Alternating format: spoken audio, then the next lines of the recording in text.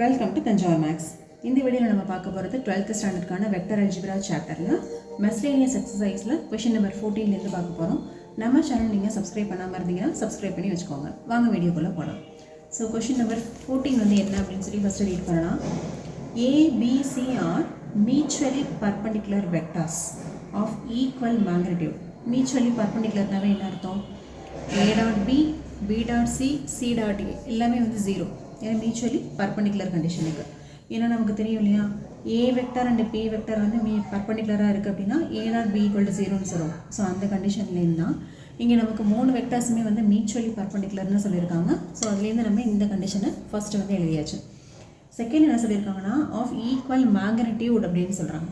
அப்போ A vector, B vector, C vector மூணுத்தோட மேக்னிடியூடுமே சேம் தான். மேக்னிடியூட்னா என்ன சொல்லுவோம்? Modulus A vector, modulus B vector, modulus C vector. இது மூணுமே எப்படி இருக்குது? ஈக்குவலாக இருக்குது.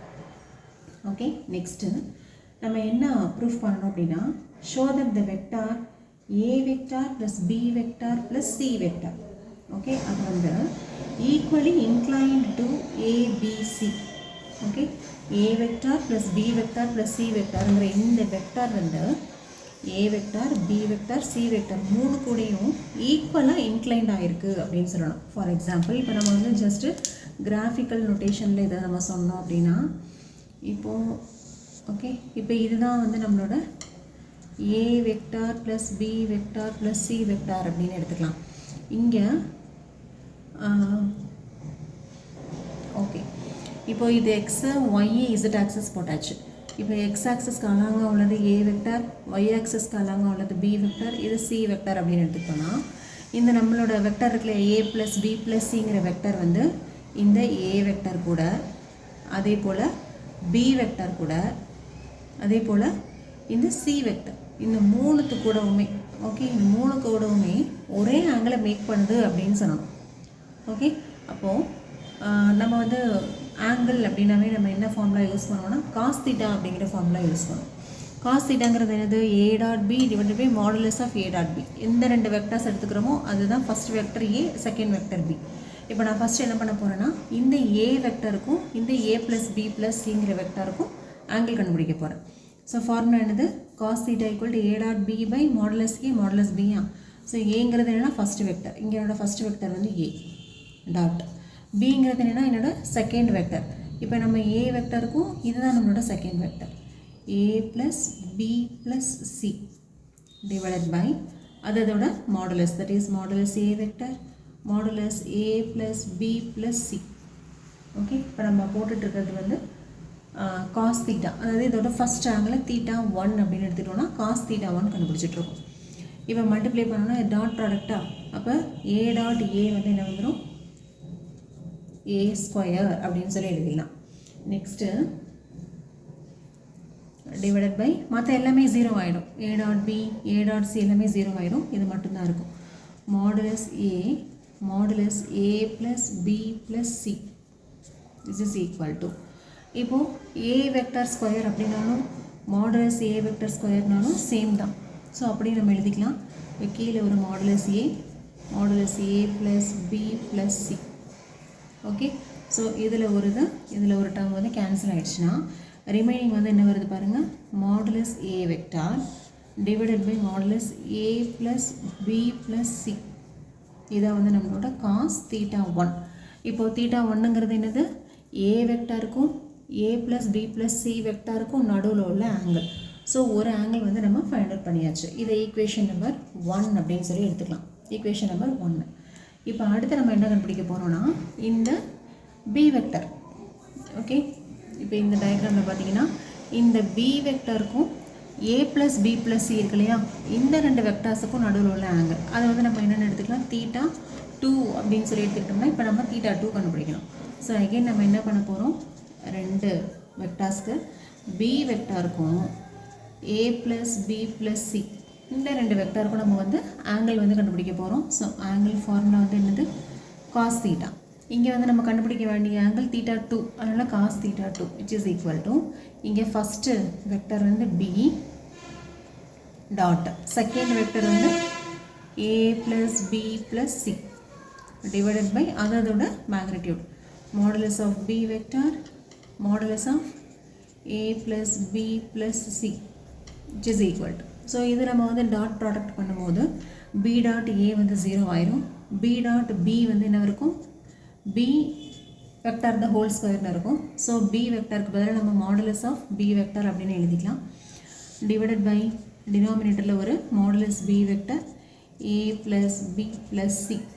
ஸோ இதுலேயும் ஒரு டேர்ம் வந்து நம்ம கேன்சல் பண்ணிடலாம். கேன்சல் பண்ணோன்னா நமக்கு என்ன கிடைக்கும் அப்படின்னு பார்த்தீங்கன்னா modulus b vector divided by modulus a plus b plus c. Okay, ஆனால் ஏற்கனவே given condition என்னன்னு பாருங்கள். given conditionல modulus a, modulus b, modulus c என்ன சொல்லிட்டாங்க, நமக்கு இப்படி கண்டிஷன்லாம் வந்து இப்படி இவ்வளோ கிளியராக கொடுக்கல, ஸ்டேட்மெண்ட்டை மட்டும்தான் கொடுத்துருக்காங்க. மியூச்சுவலி பர்பண்டிகுலர்னு சொன்னதுனால இந்த கண்டிஷன் நம்ம எழுதி வச்சுருக்கோம். ஆஃப் ஈக்குவல் மேக்னிடியூட் அப்படின்னு சொன்னதுனால இந்த கண்டிஷனை நம்ம எழுதி வச்சுருக்கோம்.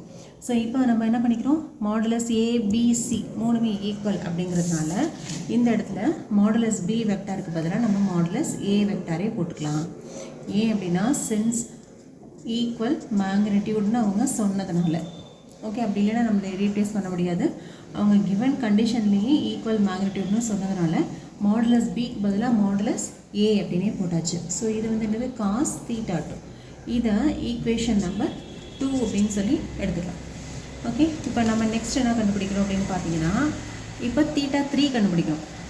தீட்டா 3ங்கிறது என்னது, இந்த சி வெக்டார் இருக்கு இல்லையா, இந்த சி வெக்டாருக்கும் a + b + c வெக்டாருக்கும் நடுவில் உள்ள ஆங்கிள், அதுதான் வந்து தீட்டா 3ன்னு எடுத்துருக்கோம். ஸோ அதை ஃபைண்ட் அவுட் பண்ணலாம்.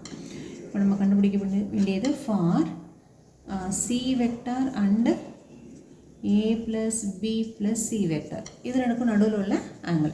ஸோ நம்மளோட ஃபார்முலா படி இது வந்து காஸ் தீட்டான்னு போடணும், இது தீட்டா 3, தேர்ட் ஆங்கிள் கண்டுபிடிக்கிறோம், அதனால் தீட்டா 3. ஸோ ஃபஸ்ட்டு வெக்டார் வந்து C vector dot, second vector வந்து a plus b plus c vector divided by modulus போட்டுக்கலாம் a plus b plus c. Okay, this is equal to, இப்போ நியூமரேட்டருக்கு நீங்கள் dot product போட்டிங்கன்னா மேலே சி வெக்டார் ஸ்கொயர் வரும், divided by modulus of C vector modulus of A plus B plus C. Okay, இப்போ இதை C vector ஸ்கொயர்னு எழுதிக்கலாம், மாடுலஸ் அப்படின்னும் நம்ம எழுதிக்கலாம். அப்போ இதுலேயும் ஒரு டேர்ம் வந்து கேன்சல் ஆகிடுச்சுன்னா C vector divided by modulus of A plus B plus C அப்படின்னு சொல்லி கிடைக்குது. ஓகே, இப்போ இங்கேயும் பார்த்தீங்கன்னா இந்த மாடுலஸ் ஆஃப் சி வெக்டாருக்கு பதிலாகவே நம்ம என்ன போட்டுக்கலாம், மாடுலஸ் ஆஃப் ஏ வெக்டார்னே போட்டுக்கலாம். ஏன் அப்படின்னா எல்லாமே வந்து of equal magnitude, since modulus C vector is also equal to modulus A vector, இதுவும் வந்து கிவன் கண்டிஷன் தான். ஸோ இதை வந்து ஈக்குவேஷன் நம்பர் 3 அப்படின்னு சொல்லி எடுத்துக்கோங்க. இது வந்து காஸ் தீட்டா 3. ஓகே, இப்போது ஈக்குவேஷன் 1, 2, 3 மூணுத்தையும் நம்ம வந்து இப்போ கம்பேர் பண்ண போகிறோம். ஓகே, comparing 1, 2 and 3 இந்த மூணு ஈக்குவேஷன்ஸையும் கம்பேர் பண்ண நமக்கு என்ன கிடைக்குதுன்னு பார்த்தீங்கன்னா cos theta 1 equal to cos theta 2 equal to cos theta 3 எல்லாமே எதுக்கு தான் ஈக்குவலாக இருக்குன்னு பார்த்தீங்கன்னா a vector by modulus of a plus b plus c. Okay, மூணுத்தோட வேல்யூமே இதே தான் கிடச்சிது. ஸோ இதுலேருந்து பாருங்கள் தீட்டா 1, தீட்டா 2, தீட்டா 3 எல்லாமே வந்து நமக்கு வந்து எப்படி கிடைக்குதுன்னா சேம் ஆங்கிள்ஸாக தான் கிடைக்குது. அப்போ கண்டிப்பாக நம்ம என்னென்னு சொல்லலாம், therefore the vector a vector plus b vector plus c vector is equally inclined. Okay, is equally inclined with a, b, c. So இது ஒன்று கூடயும் அது சேம் ஆங்கிளில் தான் வந்து இன்க்ளைன் ஆகிருக்கு அப்படின்னு சொல்லி ப்ரூஃப் பண்ணியாச்சு. Hence proof. ஓகே, இதோட கொஷின் நம்பர் 14 வந்து கம்ப்ளீட் ஆகிடுச்சு. நெக்ஸ்ட்டு நம்ம பார்க்க போகிறது கொஷின் நம்பர் 15. 15th கொஷின் என்ன அப்படின்னு சொல்லி பார்த்தீங்கன்னா prove that a plus b dot a plus b equal to modulus a square plus modulus b square if and only if a vector and b vector are perpendicular given that a vector is not equal to 0 and b vector is not equal to 0. அதாவது if and only if condition அப்படின்னாவே வந்து நம்ம ரெண்டு கேஸாக பிரிச்சுக்கணும். முதல்ல என்ன பண்ணணும்னா நம்மளுக்கு கொடுத்துருக்காங்க இல்லையா கண்டிஷன், இந்த கண்டிஷனை எடுத்துக்கிட்டு இதை ப்ரூஃப் பண்ணணும். அதே போல் ரைட் சைடில் கொடுத்துருக்காங்கல்ல அந்த கண்டிஷன் எடுத்துகிட்டு இதை ப்ரூஃப் பண்ணணும். ஓகே, அது என்னங்கிறது நம்ம டீட்டெயிலாக சம் போடும்போது உங்களுக்கு வந்து புரியும். இப்போ நான் ஃபஸ்ட்டு என்ன பண்ணிக்கிறேன்னா, அதாவது நெசசரி பார்ட்டு சஃபிஷியன்ட் பார்ட்னு சொல்லுவாங்க. நம்ம கேஸ் 1 கேஸ் 2 அப்படின்னு எடுத்துக்கலாம். இப்போ கேஸ் 1ல் நான் என்ன பண்ணிக்கிறேன், இந்த கண்டிஷனை கிவனாக எடுத்துக்கிறேன். a + b dot a + b = a² + b² இருக்கு இல்லையா, இதை நான் கிவன் கண்டிஷனாக எடுத்துக்கிட்டு என்ன ப்ரூஃப் பண்ண போகிறோன்னா a and b are perpendicular அப்படின்னு சொல்லி ப்ரூஃப் பண்ண போகிறேன். ஓகே, ஸோ அதை தான் நம்ம வந்து ஃபஸ்ட்டு எழுதியிருக்கோம். கண்டிஷன்ஸ் எழுதியாச்சு. இதை கிவன் கண்டிஷனாக எடுத்துக்கிட்டோம். இதை தான் நம்ம வந்து ப்ரூஃப் பண்ண வேண்டிய கண்டிஷனாக நம்ம வந்து எழுதியிருக்கோம். ஸோ கிவன் கண்டிஷன் அப்படியே எழுதிக்கலாம். என்னது, a + b dot a + b = modulus of a the whole square plus modulus of b the whole square. இது வந்து given condition. ஓகே, இப்போ நான் என்ன பண்ண போகிறேன்னா லெஃப்ட் சைடில் டாட் ப்ராடக்ட் பண்ண போகிறேன். அப்போது a dot a plus a dot b plus b dot a plus b dot b which is equal to a the whole square b the whole square. Okay, so இப்போ என்ன அப்படின்னு பார்த்தீங்கன்னா, so இதை வந்து நம்ம எப்படி எழுதலாம்னா a the whole square எழுதிக்கலாம்.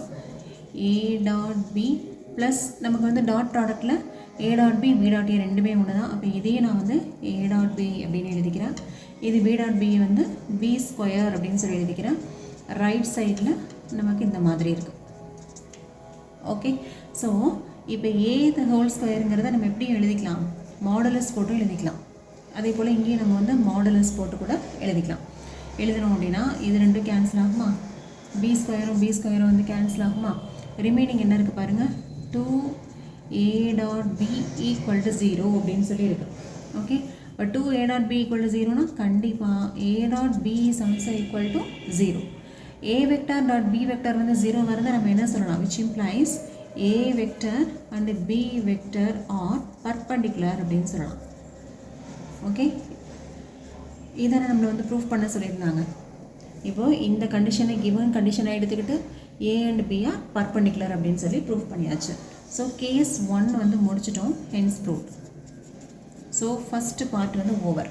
இப்போ என்ன பண்ண போகிறோம்னா செகண்ட் கேஸ் 2ல் வந்து என்ன பண்ண போகிறோம்னா அப்படியே ரிவர்ஸில் எடுக்க போகிறோம். என்ன எடுக்க போகிறோம்னா இதை given condition a and b are perpendicularங்கிறத கிவன் கண்டிஷனை எடுத்துக்கிட்டு இந்த கண்டிஷனை நம்ம வந்து ப்ரூஃப் பண்ண போகிறோம். ஸோ இப்போ என்ன எடுத்திருக்கோம், a and b are perpendicular. a vector and b vector are perpendicular அப்படின்னு சொன்னால் நம்ம எப்படி எழுதலாம், a டாட் b = 0ன்னு எழுதலாம். இதை ஈக்குவேஷன் நம்பர் 1ன்னு மார்க் பண்ணிக்குவோம். நெக்ஸ்ட்டு நம்ம என்ன சொல்லணும், இந்த கண்டிஷனை தான் நம்ம வந்து ப்ரூஃப் பண்ணணும் இல்லையா, இந்த கண்டிஷன். ஸோ இந்த கண்டிஷனை ப்ரூஃப் பண்ணுறதுக்கு நான் முதல்ல லெஃப்ட் ஹேண்ட் சைடை எழுதிக்கிறேன், ரைட் ஹேண்ட் சைடு தான் நம்ம கொண்டு வரணும். ஓகே, லெஃப்ட் ஹேண்ட் சைடு அப்படியே எழுதுங்க, a vector plus b vector dot a vector plus b vector.